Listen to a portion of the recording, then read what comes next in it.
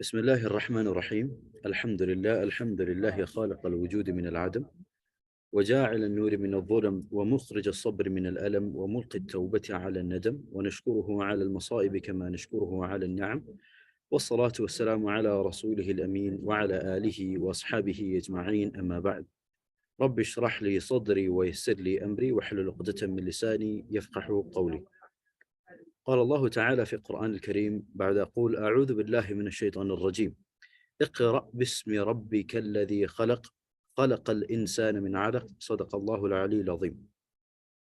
Inshallah, today we are going to be beginning with a very important topic.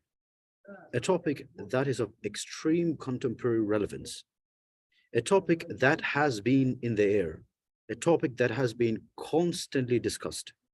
A topic that has become a weapon for liberals, a weapon for feminists, and a weapon for atheists, and especially the ex-Muslims, to target the entire Muslim dynamic, to target the entire Muslim population.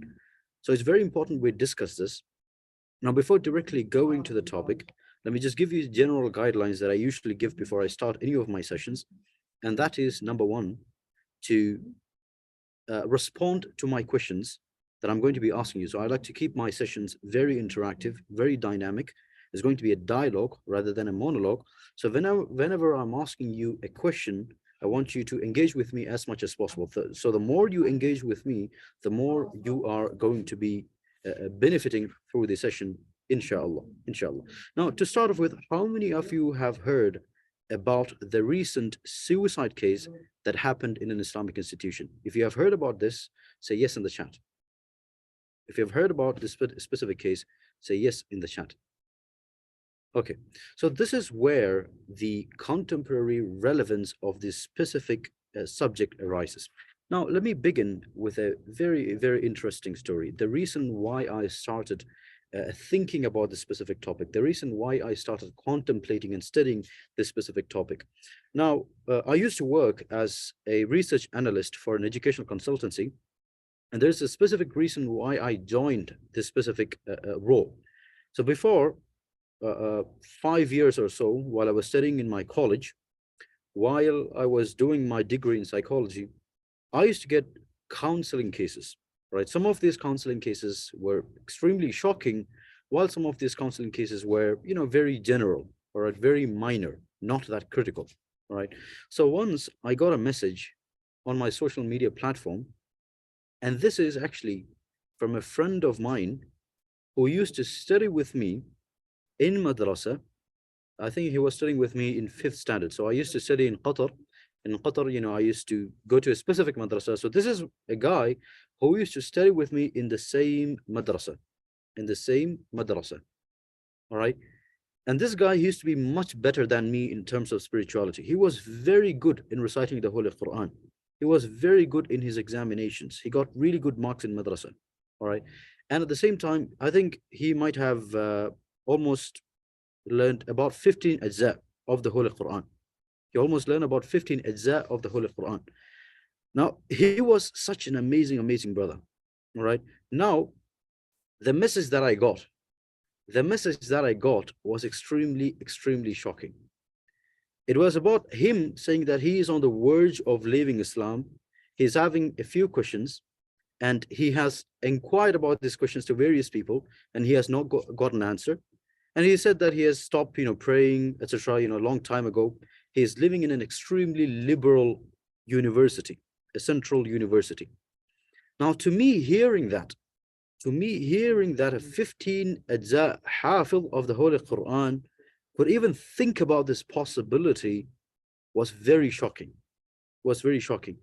Now, this was just one counseling case that I got. There were other similar counseling cases that I got from certain Islamic institutions. All right. Now, would you be extremely shocked to hear that a person who has studied Islam for 7 years in Madrasa, which is basic Islamic education, would you be extremely shocked for such a person to leave Islam? If you ever heard such a news, type your answer in the chat. Would you be extremely shocked? Now, to me, this was a question that I started asking myself. What is the reason? How could a person who has been through the system ever leave Islam? That is where I started my inquiry about the Islamic education system.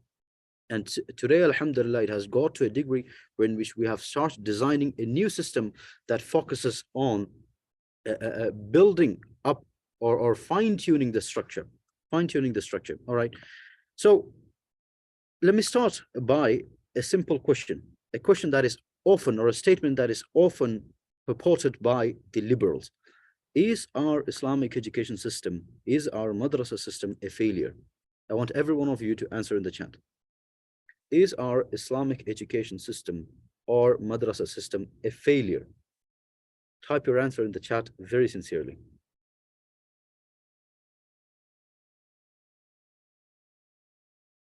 Okay. Now there's something very interesting here. There is something very interesting here. When we say an entire system is failure, that means we are applying a lot of bias to it, right? We are generalizing. We are generalizing, and this is exactly the thing that the liberals, the feminists, and the atheists have been doing, especially the ex-Muslims. And I've seen a lot of Muslims falling into this trap, Basically, they spread or propagate misinformation about the Islamic education system, which are mostly negative news, overgeneralizations, misinterpretations, cherry-pick quotes, facts and figures, a farrago of distortions, complete misinterpretations. And a lot of Muslims who are very active on the social media, who constantly follow YouTube videos and you know, keep a track on the general narratives in the social media paradigm, they basically fall into it. And in psychology, this is called as the echo chamber phenomenon. The echo chamber phenomenon, wherein which you're constantly pushed to a specific narrative that constantly says, for example, madrasa system is a failure. There's a lot of rape cases going in madrasa. It has a lot of problems. There's no clear-cut training. The syllabus is this, the syllabus is that. It spread terrorism, extremism, fanaticism, etc. When you constantly hear these news and narratives going about, even if you don't firstly believe it, what basically happens is your narrative, your mindset gets molded towards thinking in that specific narrative. All right, so this is specifically called as echo chamber in psychology. There are a lot of other techniques that are commonly used. All right, our education system, our madrasa system is not a failure. All right, our education system is not a failure. It has raised a lot of good Muslims, mashallah. It has imparted a lot of knowledge to the upcoming generation. So it has, you know, maybe 60% or 70% done a lot of good for our society. So don't fall for the liberal propaganda. Our madrasa system has been a target. It is not a new target. It has always been a target. If you look into history, since the dawn of colonialization, our madrasa system has been extremely targeted. They have been trying to modernize it. They have been trying to attack it from all different dimensions. So don't follow the liberal propaganda. If you specifically research about this specific topic in a very neutral manner, you can get a lot of data on this, on how it has become targeted, A lot of leaders have spoken about this, but very sadly, when the echo chamber phenomenon goes on, when there are a lot of Islamophobic fascist networks and media channels constantly pushing forth this narrative, people tend to believe it. So we get a lot of headlines. So these are all collected from very well-known news networks and research websites. So it's very clear our madrasa system has been targeted. So we should defend the madrasa education system. So this is very important. But at the same time, as Muslims, as people who are sincere, as people who are very genuine, we also got to deal with the negatives. Some people, when they get into this debate of defending the madrasa system, They present it as something that is extremely golden, extremely ideal, extremely utopian, extremely perfect, extremely beautiful, that it has no other problems. That is also false. That is also false. So let's not go to either of these paradigms. Let's not go to the paradigm where in which we just attack the system, saying that this is extremely a big failure. It has not done anything good for the society. It is extremely catastrophic. It is in a huge crisis, etc. No, we don't go into that paradigm. But at the same time, we don't go into the other paradigm where in which we say that our madrasa system is perfect, that it is beautiful, it is astonishing, it is amazing, it is absolutely perfect. No, we don't go to that paradigm as well. All right. So we should address the negatives. We should address this negative. So the reason why I give you this specific background information is because I don't want this program or this session to be labeled in either of these paradigms. If I say that education system is a failure, what is going to happen is there's going to be a specific labeling that comes to it. If I say that education system is perfect, there's going to be a very clear-cut dishonesty here. All right. So we got to be neutral. We got to be genuine. We got to be sincere. And we got to look at it from the perspective of honesty. How many of you agree with this? Type yes in the chat. How many of you think we should be sincere and we should address the negatives? We should speak about it. We should raise awareness about it. We should educate about ourselves about it. And we should raise a new system that is much more fine-tuned rather than just destroying the entire education system, saying that it's a huge failure. All right. So now, since we are all on the same page, let me start or begin with the simple question. Is our Madrasa education system perfect? And we're all Muslims here. We're all Muslims here. Let's be honest. Let's be honest. Is our Madrasa education system perfect? Is our Madrasa education system perfect? Absolutely not. Absolutely not. Now, does this mean we are going to this liberal paradigm and, we are, imposing misinterpretation? No, we are just being honest. All right, we are just being honest. Our Madrasa education system is far from perfect. It's far from perfect. So there are positive and negatives, right? All systems that are human-made is destined to have problems. The reason why the Holy Quran doesn't have any problem is because it is divine. The reason why the Prophet ﷺ was so perfect was because he was divinely inspired. Right? So anything divine is going to be perfect, and anything non-divine, anything that is artificial, anything that is human-made is destined to be non-perfect. So constantly we have to update. Constantly we have to update. And this is the most sincere and genuine epistemological, ontological, and normative way we should be looking at this specific topic. This should be our perspective.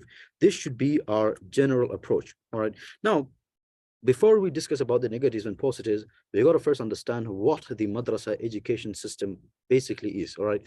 Now, I'm basically right now in Saudi. I'm in Medina. All right. I'm speaking from Medina. Now, here, when we say madrasa, it has a specific meaning. It doesn't necessarily mean an Islamic institute. It basically means a school. Right. If we go to someone and if we ask him, هل ذهبت إلى المدرسة اليوم? If we ask him, did you go to madrasa today?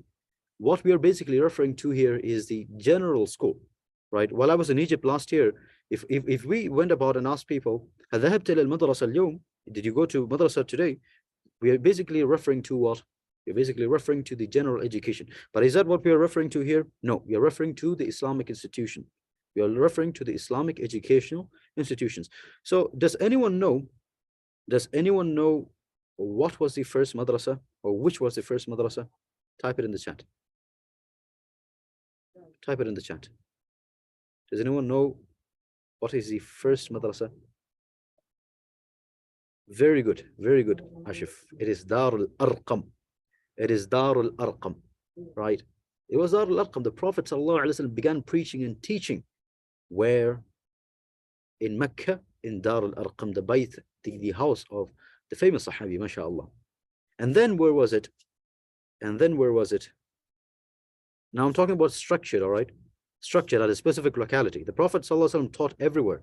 Even in the marketplace, he used to teach people, right? I'm talking about structure. After Darul Arqam, very good, Hanan. It was Masjid al-Nabawi. It was Masjid al-Nabawi. The Prophet ﷺ taught, started teaching the people in Masjid al-Nabawi, all right? So our madrasa system has a very long history. It has the tradition of 1,400 years. 1,400 years. And these attacks that I talked about, it did not start in the modern age. It basically started at that time. At that time. Anything that stands for the haqq is going to be attacked. So at that time, it was also attacked. Dar al-Arqam was attacked. Masjid Nabawi was attacked. So similarly, everything else will be attacked. All right. So let's not fall into the trap of the narrative that the attackers use. And let's be honest. All right. Now, there's a lot of big history with regards to the history of Madrasa. I'm not going to go into all of it, but I'm just giving you a general perspective. I'm giving you a general perspective. So in Masjid al-Nabawi, the students were being taught, and something that is beautiful even today. Even today, if you go to Masjid al-Nabawi, you will see a lot of halaqat of mashayikh, a lot of scholars who are teaching in Masjid al-Nabawi. Now, this is a tradition that is 1,400 years. It is beautiful. It is beautiful. Even today, in Masjid Nabawi, there is Ma'had Masjid Nabawi, there's Kulliyat Masjid Nabawi, etc. So Masjid Nabawi, even today, is working as a center and a hub of knowledge. Hub of knowledge. If you go to Masjid Nabawi, you will have seen that. How many of you have seen that? Anyone who visited Masjid Nabawi, how many of you have seen scholars giving halaqat, dars, classes? How many of you have seen that? I'm pretty sure you guys might have seen. Anyone who visited Masjid Nabawi would have seen that. In the morning, there is the halaqa of Sheikh Abdul Razak al-Badr. Then we have the halaqa of Sheikh Ruhaili. So there are a lot of scholars who are teaching in Masjid Nabawi. All right. So it's a long tradition. All right. So here, masajid or the mosque basically served as the environment of learning, and it had other general functions as well. But during the Abbasid period, what basically happened is religious education assumed a certain significance, all right, a certain significance, and it became a lot more structured. There were specializations. Teaching Quran was one department. There's teaching theology, teaching Sharia, teaching Lugha, Arabic language, etc. Right, so it became much more structured. It became much more structured. And during the 10th century, when a lot of students started coming in, what basically happened was the masjid became fully packed, and then it had to be made into an independent institution. That is where the syllabus structured madrasa system comes up. All right. And even in Azhar University, I don't know how many of you have gone to this Azhar University, but it's in a place in Egypt called Madrasa, and there's something called as Jami' al-Azhar and Jami'at al-Azhar. Jami' al-Azhar is basically a huge masjid. It's a beautiful masjid. It is a beautiful masjid. Basically, there's this Azhar masjid, and then there's the huge building of Azhar University. The university basically started from the masjid. All right. So when a lot of students started coming in, they had to make a building, and then that's how it became a university or in a specific structured academic system. All right. So there's a lot more to speak about the madrasa, the history of madrasa education system. That is not our topic for today. This is a specific topic that needs further research. So anyone who would like to learn more can research and learn more, inshallah. I'm just giving you a thread here. There's a beautiful research report published by Dr. Khalida Akhtar, and it's titled History and Present Status of Madrasa Education in India.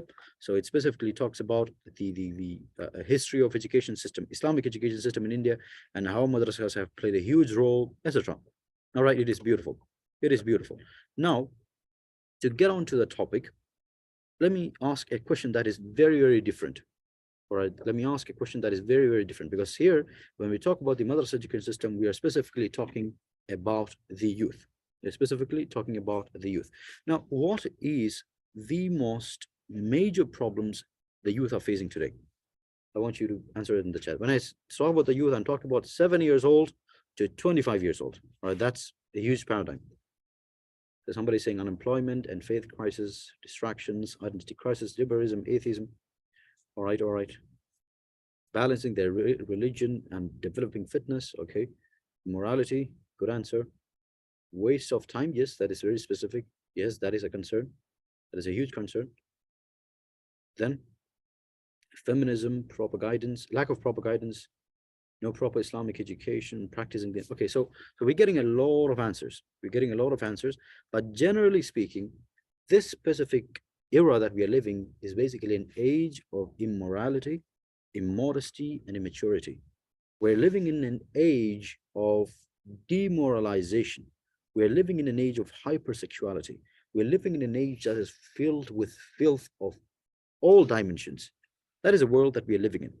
So our world has changed a lot.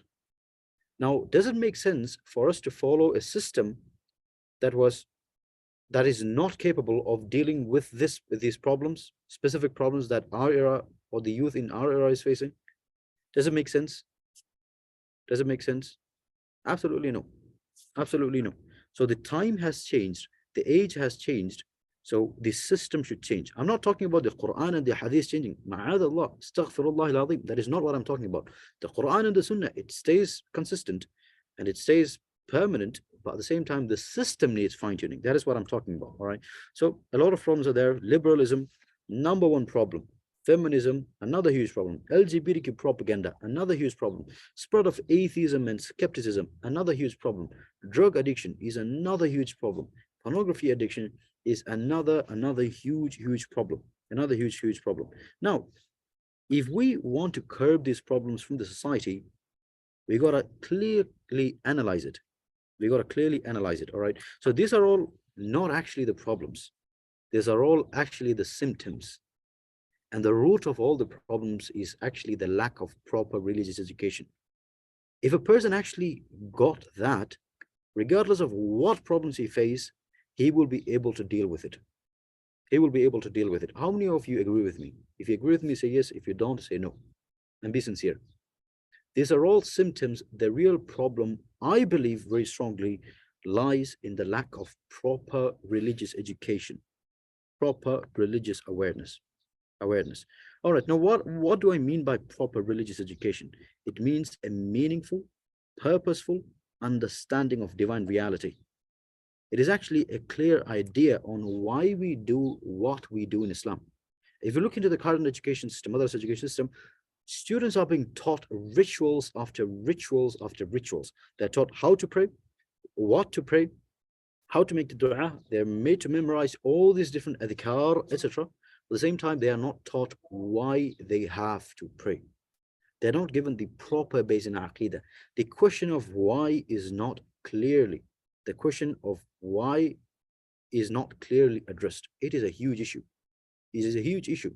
If you got a why, you will be able to bear with anyhow. That is a very profound and insightful quote. We should actually be starting with the why. Then is the what, and then is the how.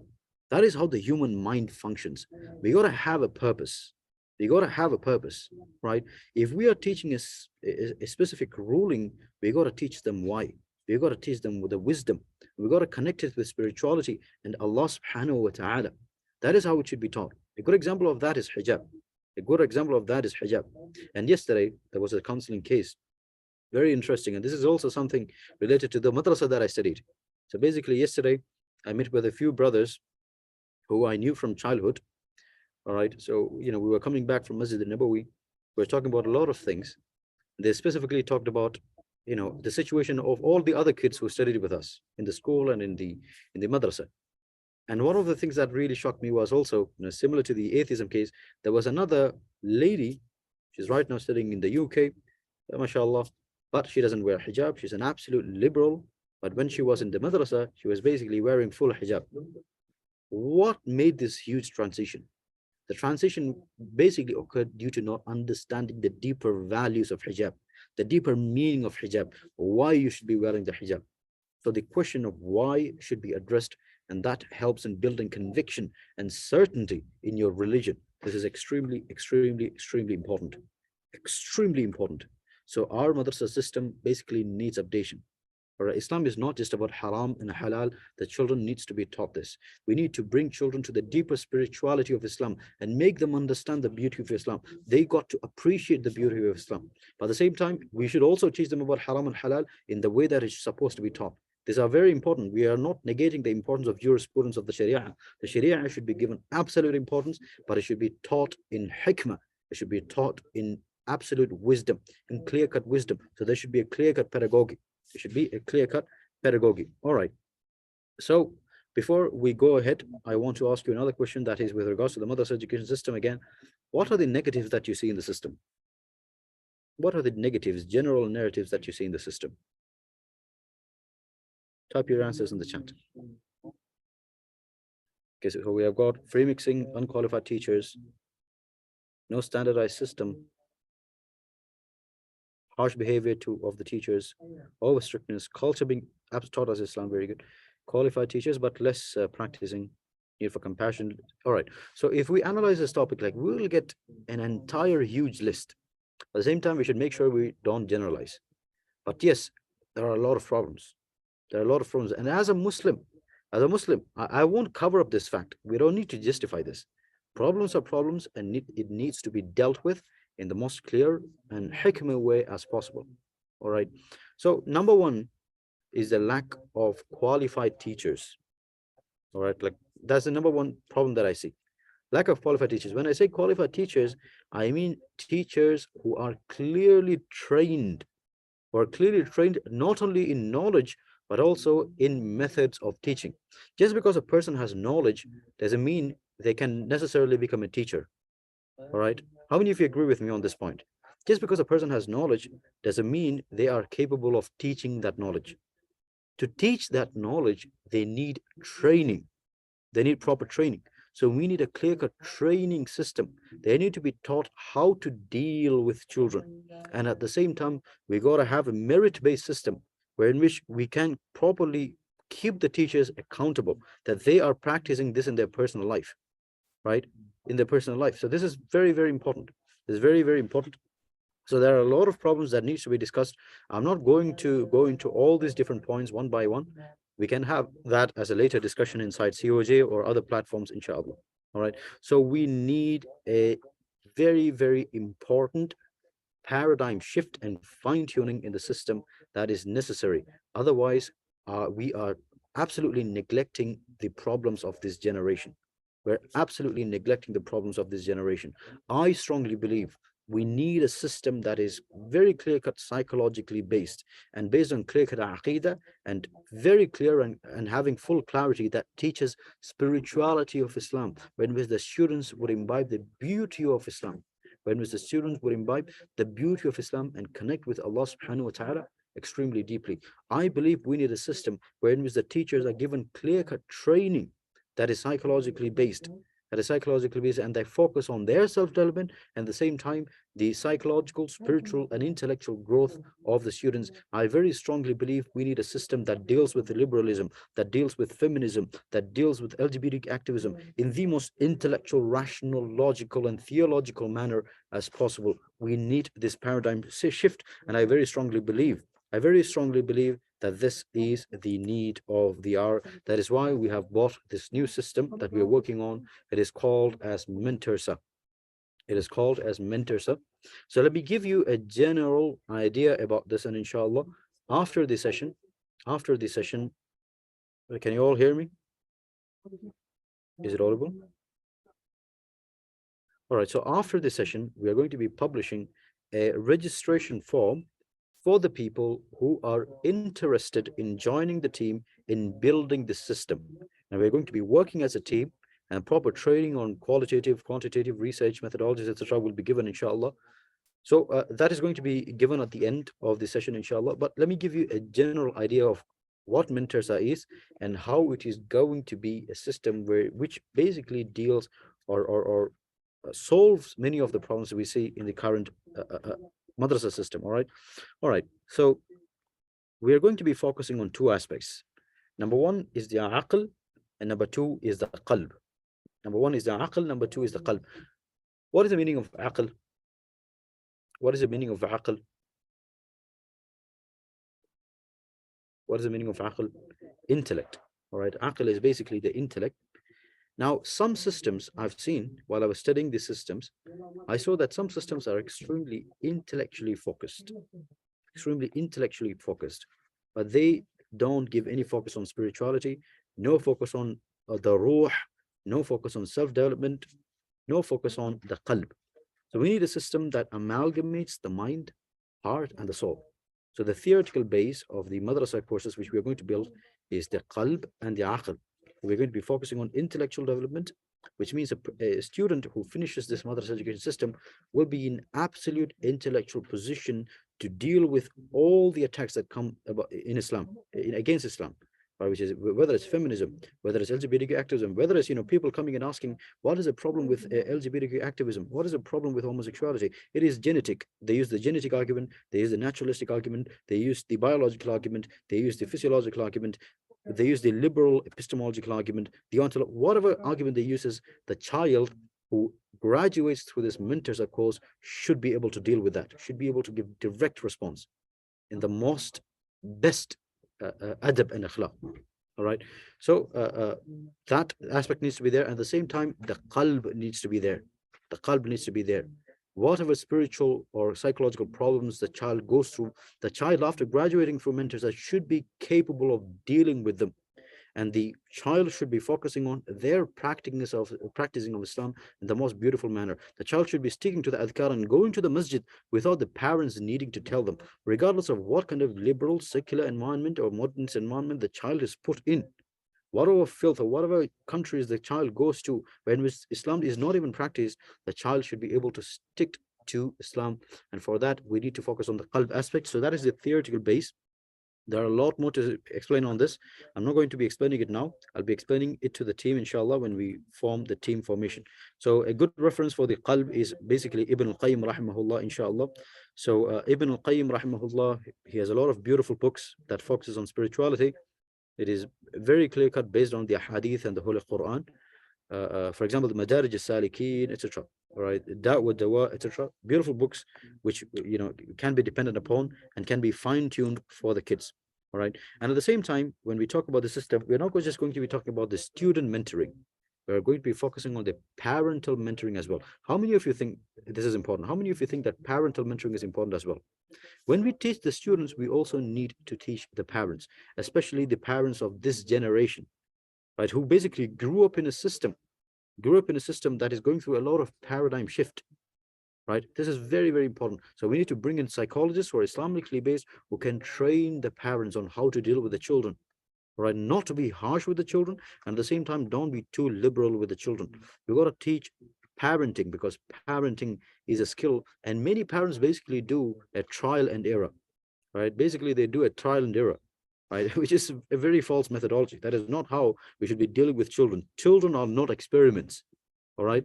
Children are not experiments. So the trial and error system will not work. It is not supposed to work. So we need proper parental mentoring, parental training. It's very important. We need to make parents aware. For example, the parents of the older generation did not have to face a lot of the challenges that the parents of this generation are facing. For example, I got a counseling case, and you wouldn't believe this. You wouldn't believe this. The parent basically tells me that their child, who is basically 13, 14, 15, or 16, whatever years, all right, this is a she. This is a woman or a girl. She basically comes to the kitchen table, having cut her hair, saying that she feels like a boy. Let me ask you this very sincerely. How many of you will be able to deal with that situation in the most proper manner that it is to be dealt with? If you don't think you will be able to deal with it, say no. If you think you will be able to deal with that, say yes. Let me tell you this, 99 of the person's parents will never be able to deal with that. Right? They wouldn't even act impulsively and shout at the child, basically lock up the child, ground the child, etc. These are not solutions. There's a proper way on how to deal with this. What would you do if your child is caught with pornography addiction, with drug addiction? And some parents will even deny this. They will say, come on, my child would do such a thing. No. When you get into the counseling field, you will see how messed up the situation is.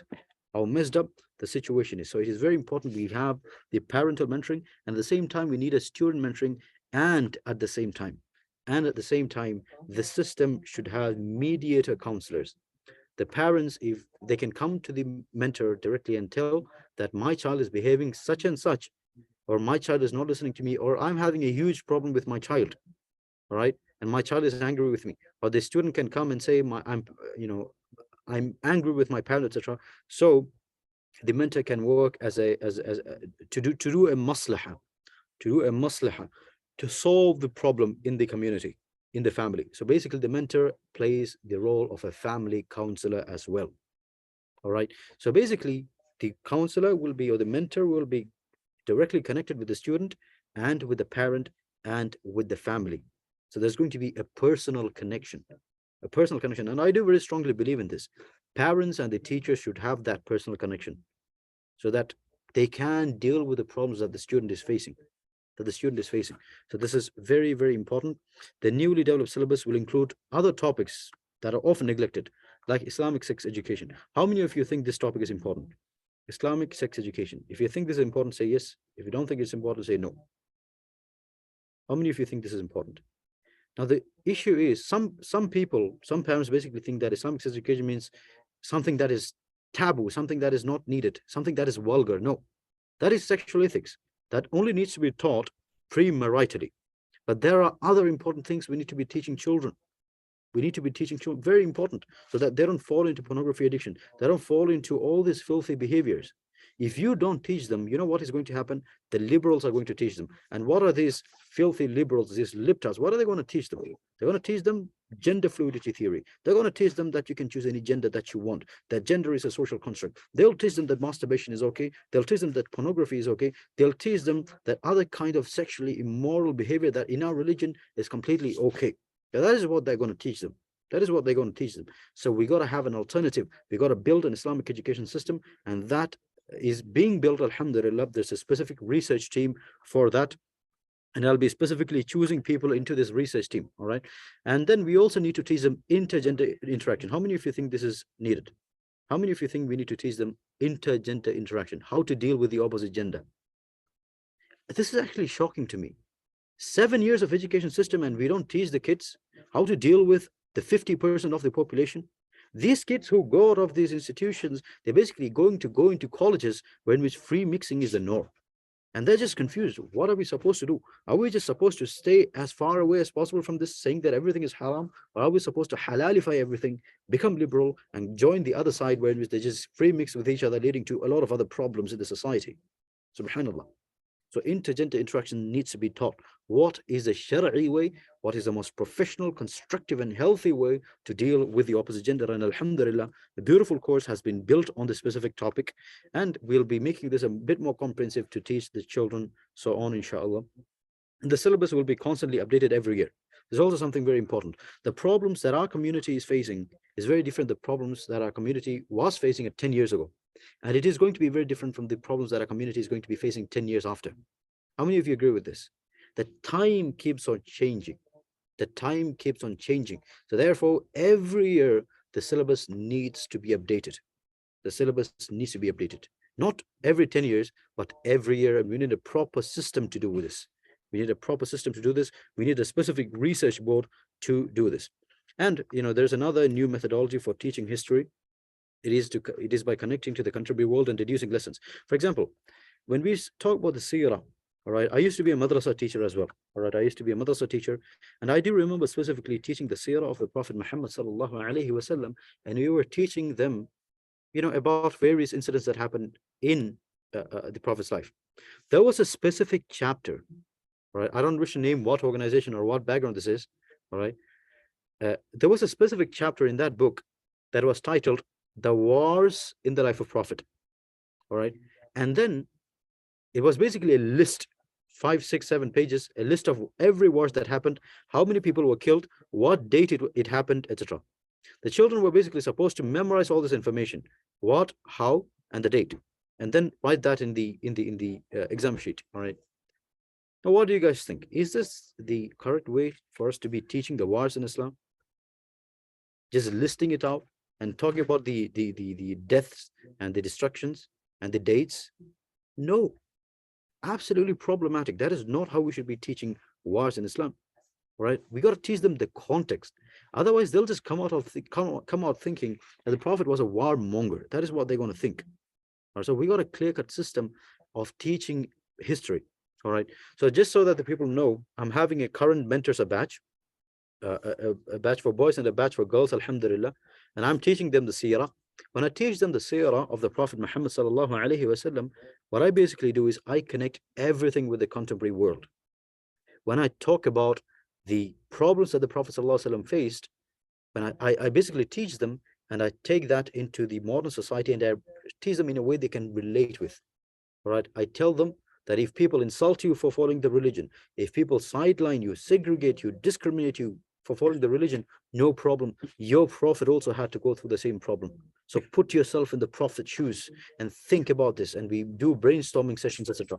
That's how I teach history, and that is how we should be teaching history. We should be teaching history at a personal level, where in which these kids can directly benefit from the history than just learning and memorizing dates and regurgitating it and basically vomiting it in the exam sheet. Right? That is not how we should be teaching history. That's a very problematic way of teaching history. All right. And then I teach history by bringing in psychological visualization. All right. I'll need a lot of time to explain this, but I'm just giving this for the general audience. When it comes to the research team, I'll explain what the psychological visualization is. All right. Just to give you a basic idea. When we teach them about the problem that Ammar ibn Yasir basically had to go through, or Bilal ibn Rabah radiallahu anh basically had to go through, I basically put them in that historical narrative. So I tell them, close your eyes, and then I bring in a lot of variables. I tell them, imagine that you are in a desert, all right? Very hot temperature. I want you to feel that temperature in your body. Imagine that there's sun right up above you. Imagine that you are constantly being insulted, and people are spitting, people are throwing stones at you, etc. All right. And then we basically make them experience. Of course, we'll not be able to make them experience what the Bilal ibn Rabah radiallahu anhu experienced, but we give them that general idea, where they are able to feel that. They're able to feel that. So what basically happens is, when they think about Bilal ibn Rabah radiallahu anhu, they'll have that sense of respect for him. There's going to be that sense of respect for him that is going to be beautiful. When we say the Prophet Muhammad, automatically from inside their heart, they're going to say Sallallahu Alaihi Wasallam, out of respect and out of love of the Prophet Muhammad Sallallahu Alaihi Wasallam. So that needs to be taught. So that is how we should be teaching history. So we need to bring in a new methodology. Now, this is another methodology that I'm working on. The theory is called a psychological inoculation theory. So I'm still working on its theoretical base, and I'm planning to do this or choose this as my PhD or research dissertation. So we can apply it in the education system. My dissertation for the bachelor's in psychology was also related to education system, the morphology of a classroom, dynamics, and how it affects the self-confidence and the self-esteem of children. Now, this is something that I'm planning to focus a bit more deeply on, inshallah. So psychological inoculation is also a very powerful methodology in countering liberalism, feminism, atheism, postmodernism, and all other postmodern philosophies. Right. So there's hypothetical pragmatic inoculation and counter-argumentative inoculation. So I don't wish to explain what these are. It'll take a lot of time for us to explain this, but just to give you a general idea, a hypothetical pragmatic inoculation is basically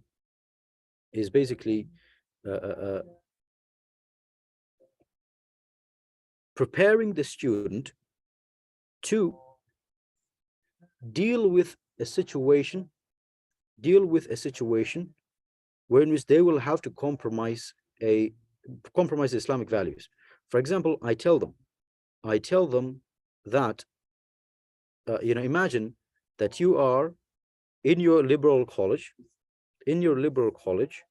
where in which there is a lot of free mixing, there's a lot of parties going on, there's drugs, etc. How would you deal with that situation? Then we brainstorm with the child about various possible pathways. We talk about the problems, the advantages, the benefits, the disadvantages, the problems of those pathways, and then we choose for them the best pathway. This is done as a psychological exercise. And then what basically happens is the child gets prepared for it. All right. And then when the child gets into that specific situation, he'll be able to deal with it as there's going to be a ready-made solution in his mind. He wouldn't need to do the trial and error again. All right. Then there's something called as counter-argumentative inoculation, where in which we teach them liberalism, we teach them feminism from a historical perspective and the sociological and anthropological perspective. And then we also teach them the counter-argumentation of these philosophies, the problems with these philosophies. We basically completely deconstruct these philosophies for them. And basically, when they fall into a situation where they are being asked, for example, imagine a feminist comes and asks, what is the problem with feminism? Feminism stands with equality. Feminism stands for women empowerment. Feminism stands with supporting the oppressed, etc. And these are very common arguments. And a person who is basically ethical will fall into it, right? Because it basically connects with his conscience. The deep fitra of morality that he has. But if we deal with feminism, the first way of feminism, the second way of feminism, the third way of feminism, post-colonial feminism, the problem of internal classifications with feminism, the internal theoretical contradictions between the second way of feminism and the fourth way of feminism, if we teach them this, he will not fall into this trap. If we teach the people the problems with the genetic argument and all the logical fallacies with the arguments that the liberals bring forth, the LGBTQ activists bring forth, he will not fall into it. He will not fall into it. Do you guys understand? Do you guys understand? So this is very, very important. It's very, very important. So these are the two methodologies we are going to be building up the system on, inshallah. So there's going to be parental mentoring as well, giving parent session on gaming addiction, pornography addiction, and training the parents, inshallah. So there are a lot of things that needs to be talked about. So the system is going to solve a lot of issues, inshallah. But at the same time, when we say it is going to solve, we are not diminishing, we are not disintegrating or degrading the current madrasa. Our current madrasa education systems, it is beautiful. It has its own advantages. It has its own benefits that we accept wholeheartedly. We will not fall into the liberal, atheist, ex-Muslim trap, where they're just completely generalizing the entire Islamic education system as false, as devilish, as diabolical, as destructive, as terrorist, as fanatic. No, we're not going to fall into it. We'll not stand with their narratives. Recently, while I was researching about this specific issue, I saw a Clubhouse discussion that was posted on YouTube, where in which I don't wish to name the people in that, I don't wish to name the organization, but they were basically ex-Muslims. They were basically having a session on the rape cases that happen in madrasa education, the rape cases. All right, and this was extremely shocking. And they were basically putting forth narratives like, we got to have a specific column in the newspaper where in which they just report these cases. Now, are these cases real? Let me ask you very sincerely, are these cases real? Does something like that happen? Does something like that happen? I want everyone to answer, regardless of how problematic it seems to our heart. It does happen. It does happen. I used to be the chairman for Childline Ambassadors Network, and I know child abuse happens. All right, but does it only happen in madrasa? No, it happens in the church. I mean, just look into it. How Catholic Church has basically protected those popes or the preachers or the priests who basically were enrolled in child abuse cases. Right? There's this systematic thing going on the Catholic Christian side, but then they're coming up by extrapolating statistics. It happens in all levels of society. So why target a specific system? Why target a specific system? I don't understand. Right? At the same time, what do we do? Do we completely deny and ignore this? Do we completely reject this? No. We basically address this, saying that this is un-Islamic, this is against Islam. We gotta stick to the Quran and the Sunnah, and we deal with this very assertively. We say the people who do this should be brought to justice. And as Muslims, we stand with justice.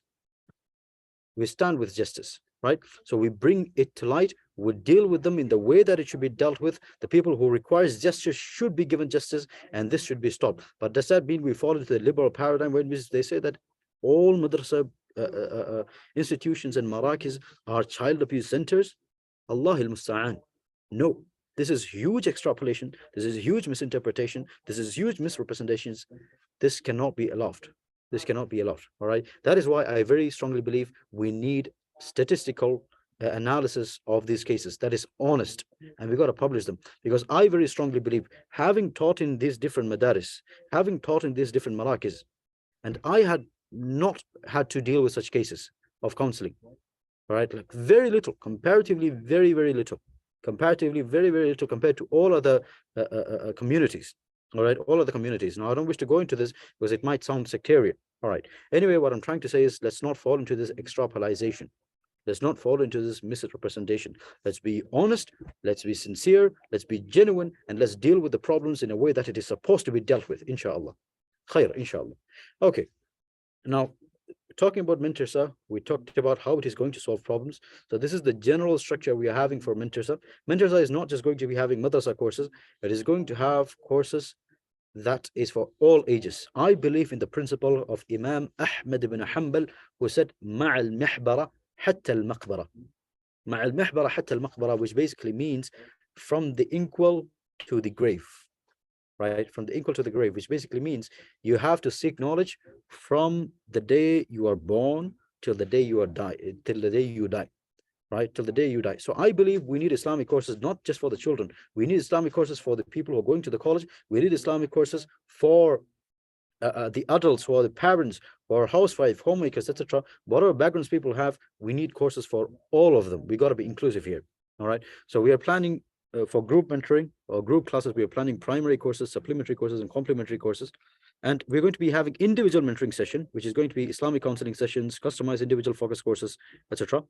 Now, the primary courses are going to have full-time Islamic courses that are both online and offline. We will build institutions, inshallah, based on the syllabuses that are going to be affiliated to internationally acclaimed Islamic universities, inshallah. And at the same time, we'll be making Islamic syllabuses we can give to Islamic schools. A lot of the Islamic schools we have today, these are just CBSE system with a hybrid of Islamic environment. That is just it. We have not brought anything unique to the table, except very few schools. I believe an Islamic institution should be having Islamic syllabus that is Islamically oriented, and at the same time does not compromise on education of the general secular academics as well. All right. I very strongly believe we can develop something like this, and we will get affiliations, inshallah. A lot of people are scared about affiliations, but it is possible to get affiliations if we choose a very strategic pathway. So that is going to be the primary courses. Then we're going to be supplementary courses, which is going to be madrasa courses. All right. It's going to be aimed at children and adults who are engaged in all other different works. They might be doctors, engineers, or these children might be going to the general schools and don't have time for Islamic education. We'll be giving them supplementary courses, which is going to be the general madrasa courses. And then we're going to be having complementary courses, which is going to be the Islamic personality development. How many of you are doing the Islamic personality development in COJ? Say yes in the chat. How many of you are doing that course, the IPD, Islamic personality development? Very good. So similarly, we're going to be having a lot of other complementary courses. For example, the premarital course, the post-marital course, which is basically divorce scoping, etc. We're going to be having the triple M course, which is the high performance course, inshallah. There's going to be the R-Cube course, which is going to be a pornography de-addiction. There's going to be a Ramadan challenge. There's going to be the Islamic sex education program, which is all fine-tuned, inshallah. So there are going to be a lot more courses that deal with atheism, liberalism, etc. We're going to be making this in the English language, and then we'll be translating it. To other languages as well, inshallah. So this is the vision that we have. So there's a lot more to talk about the madrasa courses. I'm not going to go into it, as that is not our topic for today. There's going to be a lot to talk about the research team that I'm building. So basically, there are going to be multiple types of research squads who will be trained, inshallah. The ones who would like to be part of this initiative, you can basically register, inshallah, in a link that will be provided. That will be outed, inshallah, very soon. You can register in it. It'll be published on Instagram page of COJ. All the groups of COJ will be posted on my personal pages as well, inshallah. So if you want to be part of this movement, you can register, and then there's going to be a general training program, and then you can re-register again, and then people will be selected. People who will be having full commitment, who are having the right intentions and objectives, will be selected, because we are doing this for the sake of Allah subhanahu wa ta'ala. We're not doing this for material gain. We are not doing this for any other type of gains. The IPD is basically offered completely free of cost, fi sabilillah, and we very strongly believe that we should not be having any materialistic or other goals when we move ahead with such a large vision. So this is very important. So we'll be selecting people, inshallah. So there's going to be research teams for all of the subjects that I talked about. We'll be constantly engaging in research for the next 2 years at least, or 1 year at least. And these contents will be used to build the systems. But just so that the parents know, there is currently a Mentor's batch that is going on, that was recently started, that I'm personally handling. So there are a few kids, alhamdulillah. So the registration for that is already closed. We have already gone ahead with a few classes. But if you think that it is very important for your child, all right, and if you really want your child to be part of this, you can message the COJ Instagram page. COJ basically stands for Companions of Jannah. There's only going to be a maximum limit of 10 kids. All right, so we already have a few kids. There's like few seats available. If you want, it'll be open, but at the same time, you should be giving clear-cut reason why your child wants to join, etc. Right? Because I'm very focused on value. I'm very focused on quality rather than the quantity of children. All right. So anyway, moving ahead. A lot of information will be given, inshallah, later on. But just giving you the future vision of what Mentorsa is going to be. Mentorsa will have a holistic, comprehensive aid for Islamic education that covers intellectual, emotional, psychological, spiritual development. We are going to be developing an AI-based application where the children can use. So this is going to be digitally updated. There's going to be a chat GPT model interactive user interface that will be child-friendly.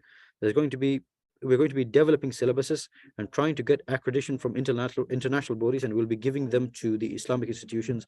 We're planning to start printing textbooks for Islamic schools covering contemporary topics. We are planning to have Islamic teachers training program which is psychologically based, that will be given to school teachers from across the world, inshallah. We'll also start rating and ranking Islamic schools and Islamic colleges across the world on a standard performance and infrastructure scale, helping parents to choose the best Islamic schools for their children. Madrasa will give awards to the best performing schools and develop a better Islamic education ecosystem. We're planning to develop an AI integrated application that can be used by any schools that are affiliated with Mentorsa and using our syllabus to boost their teacher learning experience. And we have a lot of other missions and visions. I just wanted to give you a general perspective of it, while at the same time discussing about the problems of the current madrasa education system. Let me reiterate this fact. Our madrasa education system is not a failure. It is not a failure. It has its own advantages and disadvantages, just like any other system that is human made. Right? The only things that are perfect in this world are things that are of divine source. The Quran is perfect. The Prophet Muhammad ﷺ was perfect because they were all divinely inspired. They all have divine sources. It comes from Allah subhanahu wa ta'ala. So anything that is human made, anything that is artificial, is going to have human problems which needs to be dealt with. And when we deal with it, doesn't mean we are degrading the Islamic education system. When we say that we need to deal with these problems, if rape happens, we need to deal with it. If there is problem with critical thinking in madrasa education system, we need to deal with it. If we say that, are we degrading the education system? I want everyone to answer in the chat.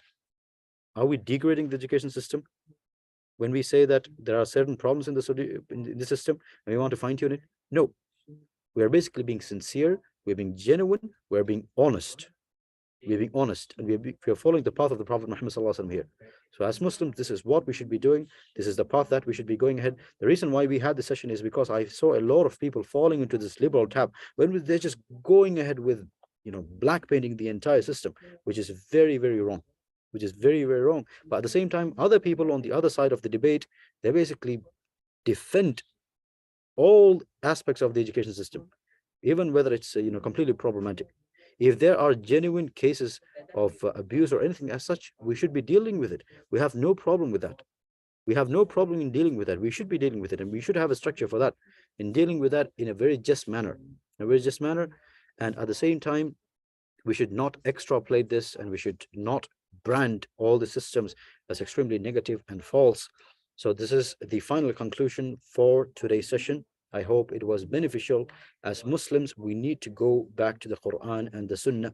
تركت فيكم أمرين لن تضلوا ما تمسكتم بهما كتاب الله وسنة رسوله. That is actually the qawl, a hadith of the Prophet Muhammad. He says that I'm leaving you with two things. If you hold on to it, you will never go astray. Do you guys know what these two things are? Do you guys know what these two things are? Type it in the chat. Do you know what these two things are? These two things are the Quran and the Sunnah. The moment we deviate from it, we deviate in all aspects. That is the core reason behind a lot of these bad or negative things happening inside our system.